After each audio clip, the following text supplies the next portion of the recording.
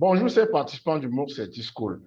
Aujourd'hui, nous allons aborder le problème du droit d'auteur dans une situation de classe. Le droit d'auteur, déjà, est l'ensemble des droits dont dispose un auteur ou ses ayants droit sur ses œuvres originales, définissant notamment l'utilisation ou la réutilisation de ces œuvres sur certaines conditions. En général, le droit d'auteur désigne le droit exclusif de produire ou de reproduire une œuvre ou une partie substantielle de celle-ci sous une forme quelconque.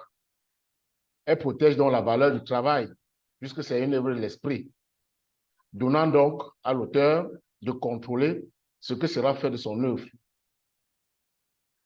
Si quelqu'un veut donc utiliser une œuvre, il doit normalement demander une autorisation ou alors acquérir une licence pour pouvoir l'utiliser. Alors, on retrouve le droit d'auteur dans des œuvres littéraires, telles que des livres, des brochures, des programmes, des œuvres dramatiques, telles que des films, des poèmes, des théâtres, des pièces de théâtre, des œuvres musicales et également des œuvres artistiques.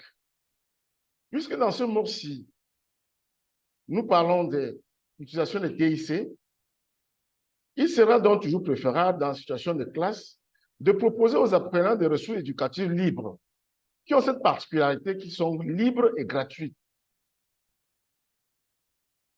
Cette gratuité donc fait donc que l'apprenant qui l'utilise ne peut pas tomber sur le coup de la loi.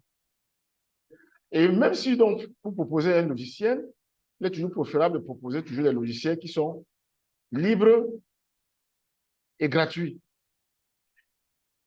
Également, lorsque un apprenant veut citer, veut utiliser un extrait de texte, d'un texte qu'il prend dans une œuvre dramatique ou une œuvre littéraire, il faut toujours citer cet auteur-là pour ne pas tomber sur le coup du plagiat, mais aussi tomber sur le coup de la loi.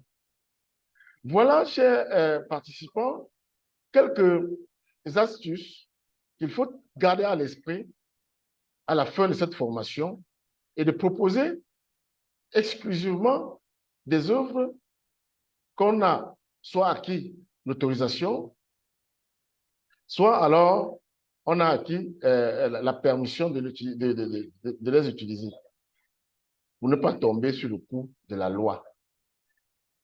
Tout en espérant vous retrouver très prochainement, nous vous souhaitons bon MOOC et à très bientôt.